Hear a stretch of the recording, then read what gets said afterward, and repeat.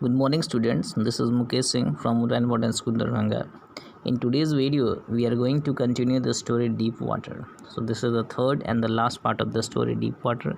So now let's get started. This handicap stayed with me as the years rolled by. In canoes on main lakes, fishing for landlocked salmon, bass fishing in New Hampshire, trout fishing on the Deschutes and Metolius in Oregon, fishing for salmon on the Columbia, at Bumping Lake in the Cascades. Wherever I went, the haunting fear of the water followed me. The writer says that this handicap, it means this disability to go into water, to stay in water, stayed with him as the years rolled by, as the years passed by. The writer कहते हैं कि जैसे जैसे साल बीतता गया, लेकिन यह हैंडीकैप या डिज़ेबिलिटी, पानी में रहना, पानी में जाने की डिज़ेबिलिटी जो है वो मेरे साथ ही रहा. यानी I was not able to go in to water. In canoes on Maine lakes, canoes are a type of boats. Canoe एक तरह का बोट है. तो इन कैनोज ऑन मेन लेक्स में, कैनोज में जब वो जाते थे, फिशिंग फॉर लैंडलॉक्ड सैमन, जब फिशिंग के लिए जाते थे, लैंडलॉक्ड सैमन मछली है एक तरह का, इसको फिशिंग करने के लिए. Bass fishing, bass is also a type of fish, जब बास फिशिंग के लिए वो जाते थे. New Hampshire, trout fishing, trout is also a kind of fish, trout fishing के लिए जाते थे. On the Deschutes and Metolius in Oregon, fishing for salmon on the Columbia, चाहे वह फिशिंग के लिए, सैमन मछली की फिशिंग के लिए चाहे कोलंबिया में जाते थे. At Bumping Lake in the Cascades, wherever I went, यानी वह जहाँ भी जाते थे, wherever he went. The haunting fear, haunting means the frightening and the repeating fear of the water followed me. तो वही उनका जो पुराना डर था, that he had experienced in the swimming pool, would return back, and it ruined my fishing trips, deprived me of the joy of canoeing, boating and swimming. And the writer says that it ruined, it destroyed his fishing trips. उनके fishing trips को, fishing journeys को वह बर्बाद कर देता था, वह डर जो है.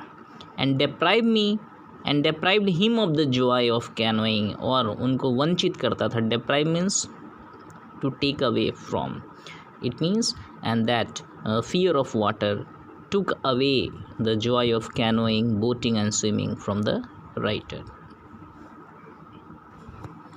I used every way I knew to overcome this fear. The writer says, William Douglas कहते हैं कि he used every way he knew to overcome this fear. To overcome means उबरना, कि मैं हर एक तरीका जो मैं जानता था वह मैं अपनाया इस डर से उबरने के लिए, पानी के डर से उबरने के लिए.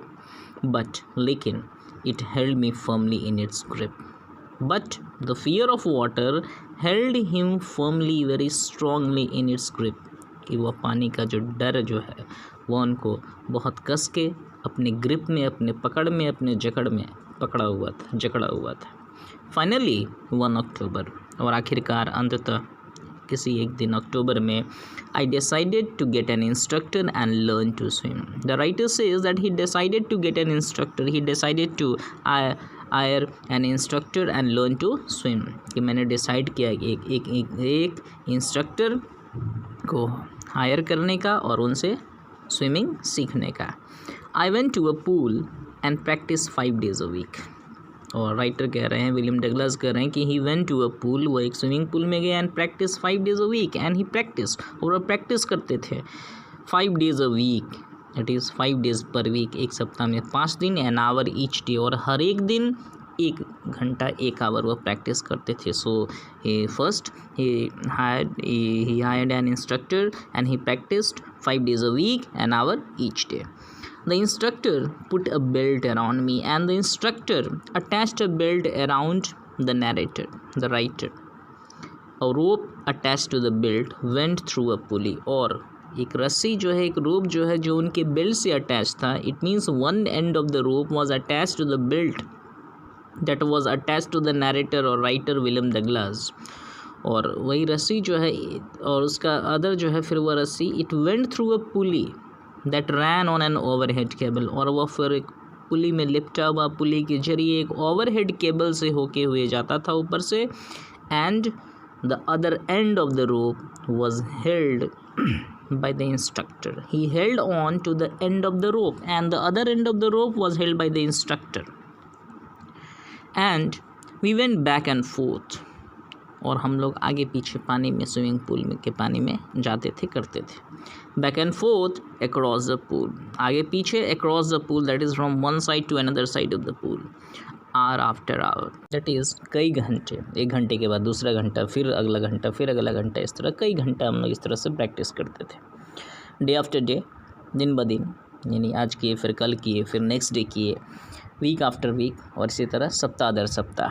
ऑन ईच ट्रिप, हर एक ट्रिप पे, यानी हर एक बार जब हम लोग जर्नी करते थे from one side to another side, each trip across the pool, across means from one side to another side of the pool, a bit of panic seized me. A bit of panic means nervousness और fear, कि थोड़ा सा डर, थोड़ा सा nervousness, seized me, caught me, थोड़ा सा nervousness मुझे जकड़ लेता था, यानी थोड़ा सा मैं डर जाता था. हर एक बार जब भी इस पार से उस पार पुल के हम जाते थे तो थोड़ा सा डर जो है मुझे पकड़ लेता था, यानी मुझे थोड़ा सा डर लगने लगता था. Each time the instructor relaxed his hold on the rope and I went under, some of the old terror returned and my legs froze. और राइटर कह रहे हैं, विलियम डगलस कह रहे हैं कि ईच टाइम, हर एक बार, the instructor relaxed his hold, कि जब भी इंस्ट्रक्टर अपने होल्ड को रिलैक्स करते थे, यानी अपने पकड़ को ढीला करते थे, यानी रस्सी को ढीला करते थे, and I went under and he would go under the water, और जब वह पानी के अंदर जाते थे, सम ऑफ द ओल्ड टेरर, कुछ वही पुराना डर, खौफ, रिटर्न्ड, वह वापस आता था, मतलब मुझे वह कुछ डर, थोड़ा डर लगने लगता था. एंड माई लेग्स फ्रोज, और मेरे पैर जो है, पाँव जो है, इट्स स्टॉप्ड वर्किंग, वह काम करना बंद कर देता था, यानी मूव नहीं करता था. It was 3 months before the tension began to slack. Slack means reduce, decrease, और रिड्यूस इन इंटेंसिटी, कम होना, घटना. और 3 महीना पहले मेरा टेंशन जो है, यानी पानी में जो डर का जो टेंशन है, वह थोड़ा सा कम होने लगा. Then he taught me to put my face under water and exhale, और उसके बाद मेरे इंस्ट्रक्टर जो है उन्होंने मुझे सिखाया कि कैसे पानी के अंदर अपना मुंह रख के, सर रख के, कैसे एक्सेल करते हैं, सांस बाहर की ओर छोड़ते हैं. And to raise my nose and inhale, और फिर कैसे नाक को पानी के बाहर करके इनहेल करते हैं, सांस अंदर लेते हैं. So we have seen that how the instructor taught him to learn to swim. Till now I repeated the exercise hundreds of times, और इस एक्सरसाइज को 100 बार मैं रिपीट किया, यानी प्रैक्टिस किया, bit by bit. Bit by bit means gradually, progressively, slowly, थोड़ा थोड़ा करके, धीरे धीरे. I shed part of the panic. Shed means to get rid of something, तो मैं, और इस तरह से थोड़ा थोड़ा करके मैं अपने डर से छुटकारा पाने लगा. दैट सीज्ड मी, जो मुझे पकड़े हुए था, जो मुझ पे हावी था. When my head went under water, जो मुझे लगता था जब मैं पानी के अंदर जाता था, जब मेरा सर पानी के अंदर जाता था. When it means, the writer says that bit by bit, it means gradually, he began to shed part of the panic, the fear that seized him, that caught him when his head would go under water. यानी थोड़ा थोड़ा करके, gradually, धीरे धीरे, जब उनका sir पानी के अंदर जाता था और जब उनको वो डर लगता था, उस डर से धीरे धीरे वह छुटकारा पाने. Next, he held me at the side of the pool and had me kick with my legs. For weeks I did just that. The writer says that after that, the instructor held him at the side of the pool and had him kick with his legs. It means कि writer जो है, writer को instructor जो है वो pool के side में ले गए और वहाँ पकड़े हुए थे और उनको किक करना सिखवाएं, यानी पैर से उनको किक करवाएं. फॉर वीक्स, कई सप्ताह तक, I did just that. The writer say that for weeks, for so many weeks, for many weeks, he did just that. It means he only kicked. It means he learned only how to kick with his legs. Writer कहते हैं कि for weeks, कई सप्ताह तक, he only kicked his legs. और कह रहे हैं कि शुरू में at first my legs refused to work, कि शुरू में उनका पैर जो है जैसे वर्क ही नहीं कर रहा था, यानी मूव ही नहीं कर रहा था, बट दे ग्रेजुअली रिलैक्स। लेकिन ग्रेजुअली मीन्स स्लोली, धीरे धीरे रिलैक्स यानी कंफर्टेबल फील करने लगे वह, यानी he could move his legs and finally I could command them, और आखिरकार अंततः he could command his legs. It means he could move his legs in whatever way he wanted. Thus, और इस तरह से piece by piece means part by part, he built a swimmer. He here refers to the instructor. The instructor built a swimmer. It means he made William Douglas a swimmer. और इस तरह से instructor William Douglas को एक swimmer बना दिए, यानी उन्हें तैरना सिखा दिए. And when he had perfected each piece, and when the instructor had perfected each piece, यानी कि जब इंस्ट्रक्टर हर एक पीस में यानी हर एक पार्ट में, दैट इज किकिंग किक करने में, देन इन इनहेल करने में, और फिर एक्सेल करने में, जब उनको हर एक पार्ट में जब उनको परफेक्ट बना दिए, he put them together into an integrated whole, and then he would make William Douglas practice into an integrated whole. It means by joining each and every part, each and every piece, that is he would do all the things, that is kicking, inhaling and exhaling together. In April, और अप्रैल में ही said, उन्होंने कहा, instructor ने कहा William Douglas को, now you can swim, अब तुम तैर सकते हो. Dive of and swim the length of the pool, कि जंप करो and swim the length of the pool, और यहाँ से वहाँ जो लंबाई है पूल की वहाँ तक तैरो, वो भी crawl stroke. It is a way of a pattern of swimming. I did, the writer says, William Douglas says that I did. It means he swam. The instructor was finished. Instructor खत्म हो गए. It means the instructor had finished his work, and his work, his job was to train him how to swim, and he had made him a swimmer. That is, he had taught him how to swim, so his work was finished, completed. But I was not finished. But the writer says that he was not finished. It means his job was not finished, his job was not completed, his work was not completed. उनका काम खत्म नहीं हुआ था. किस sense में आइए देखते हैं. I still wondered means thought, still means अभी भी, उस समय भी, यानी अभी भी मैं सोच रहा था. If, कि क्या, I would be terror stricken means भय से ग्रसित, भयभीत. When I was alone in the pool, मैं अभी भी सोच रहा था कि क्या जब मैं पूल में अकेला होऊंगा तो क्या मुझे डर लगेगा, मैं भयभीत हो जाऊंगा. फिर I tried it and he tried to see it. यह देखने की, यह अनुभव करने की, यह फील करने की उन्होंने कोशिश किया. कैसे? I swam the length up and down. He swam the length of the pool up and down. It means एक बार इधर से उधर और एक बार फिर वापस. Tiny vestiges, tiny means small and vestiges means remaining part, बचा हुआ अवशेष. और यानी टाइनी वेस्टिजेस मीन्स थोड़ा सा बचा हुआ. क्या बचा हुआ? ऑफ द ओल्ड टेरर, वही पुराना डर जो थोड़ा सा बच गया था, वुड रिटर्न, वो वापस आया. बट नाउ, लेकिन अब, I could frown means to make face, and say to that terror, कि अब मैं. Frown is an expression in which one's eyebrows move upward, and generally it is regarded as an expression of anger. So अब मुंह बना के अपने भौं को ऊपर की तरफ सिकोड़ के and say to that terror, अब मैं उस टेरर को, खौफ को, डर को मैं कह सकता था कि hey trying to scare me, मुझे डराने की कोशिश कर रहे हो. Well here is to you, अच्छा तुम्हारे लिए है यह, देखो, look. And off I would go for another length of the pool, and I would swam another length of the pool. मैं फिर चला जाता था तैरने, तैरता था दूसरा length of the pool. This went on, ये सब कुछ चलता रहा अंटिल जुलाई तक, जब तक जुलाई नहीं आ गया. But I was still not satisfied, लेकिन अभी भी मैं संतुष्ट नहीं था. आई was not sure that all the terror had left, मैं श्योर नहीं था कि क्या मेरा सब डर गया कि नहीं. इन्हें मुझे छोड़ के गया कि नहीं, मतलब डर खत्म हुआ कि नहीं. So I went to Lake Wentworth in New Hampshire, dived off a dock at Triggs Island, and swam 2 miles across the lake to Stampak Island.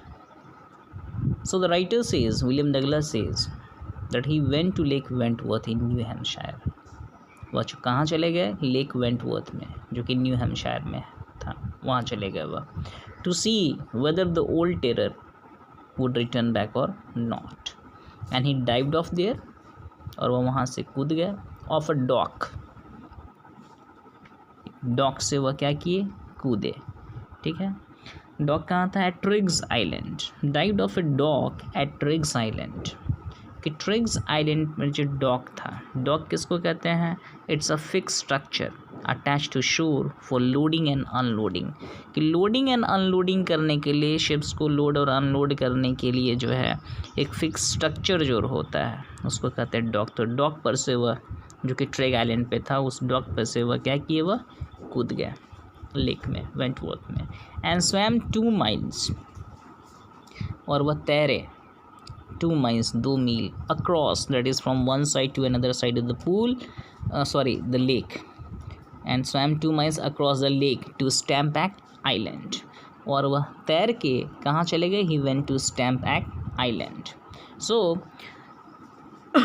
being still not satisfied whether the old terror would return back or not, when he would go in the water, when his head would go underwater, the writer went to Lake Wentworth in New Hampshire, and there he dived in the lake from a dock, or he dived off a dock at Triggs Island and swam 2 miles across the lake, that is from one side to another side of the lake, and he went to Stampak Island.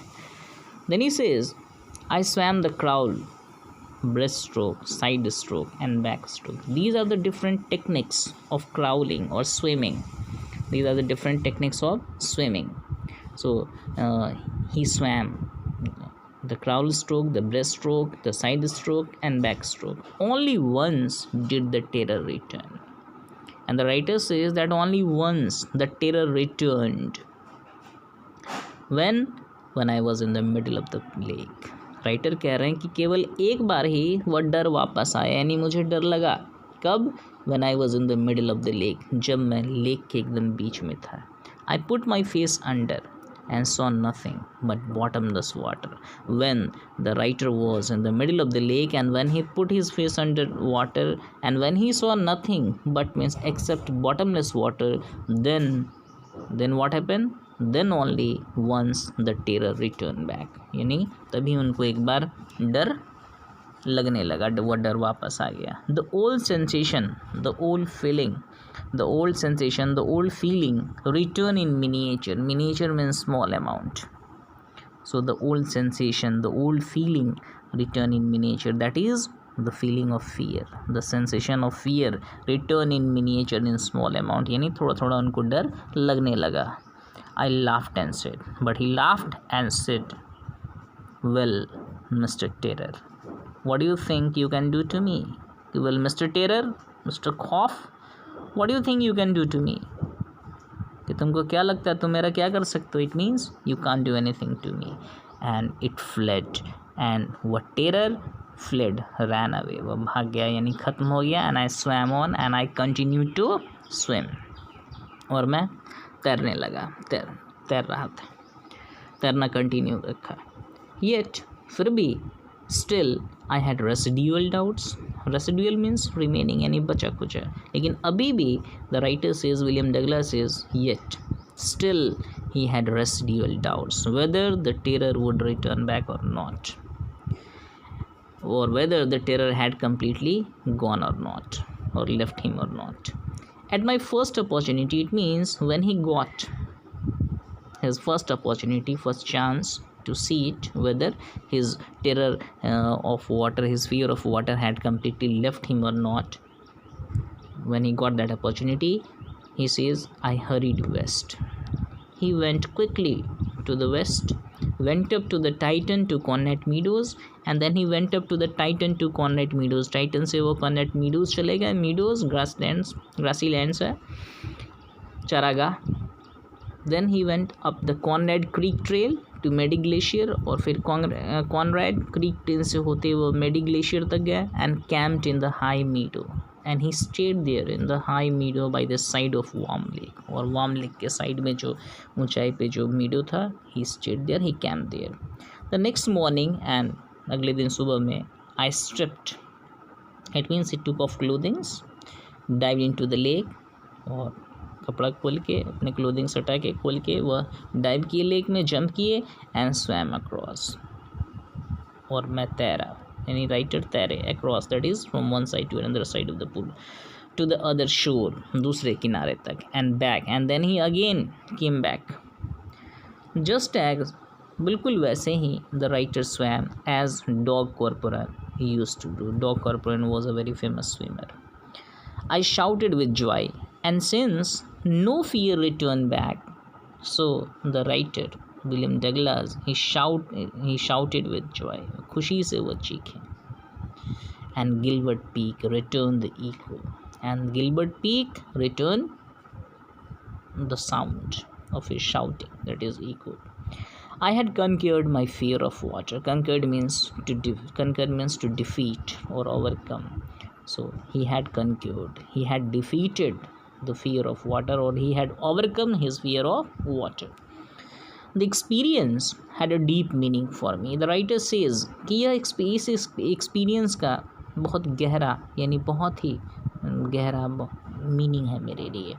As only those, क्योंकि केवल वही लोग who have none stark terror, who have experienced this stark terror, sheer terror, जो इस बहुत ज़्यादा डर को, इस खौफ को जो झेले हैं, जो एक्सपीरियंस किए हैं, जो अनुभव किए हैं, एंड कंक्योर्ड इट, और जो इसको ओवरकम किए हैं, जो इसको हराए हैं और जो इससे उभरे हैं, ओनली केवल वही लोग कैन अप्रिशिएट, वही लोग अप्रिशिएट कर सकते हैं इस एक्सपीरियंस को. In death there is peace, और मौत में शांति है.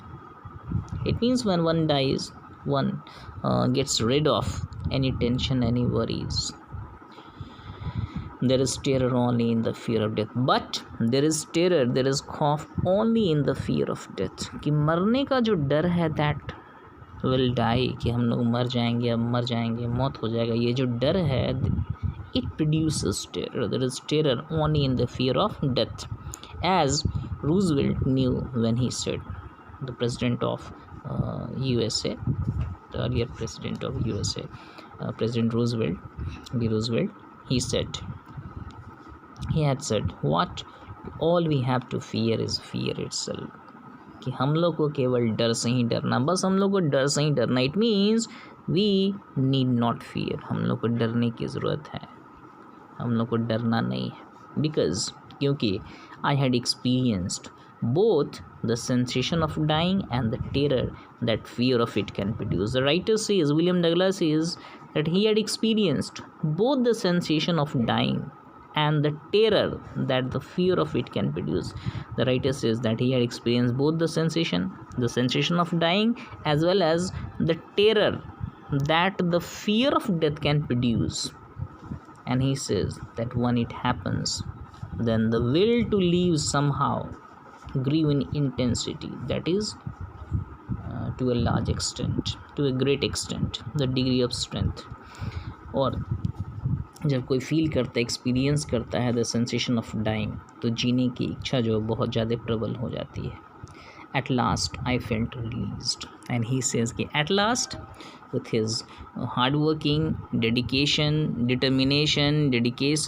willpower, at last he felt released. That is, he got rid of his fear of water. He has been able to overcome the fear of water, free to walk the trails, and now, since he is not afraid of anything, so he is free to walk the trails, that is the narrow routes over land. ज़मीन के ऊंचाई पर कहीं पतली पतली जो रास्ता होती है, उस पर भी वह चलने में उनको डर नहीं लगता, वो बड़ी फ्री, बहुत इजी महसूस करते हैं. And climb the peaks, and since he is not afraid of anything, so he is able to climb the peaks and to brush aside fear. Brush aside means to dismiss, to ignore, or to defeat with ease, and he is able to, it means brushing aside fear, dismissing or ignoring fear. He is free to walk the trails and climb the peaks. So students, dear students, we have completed this chapter, deep water. Okay, thank you very much for watching it.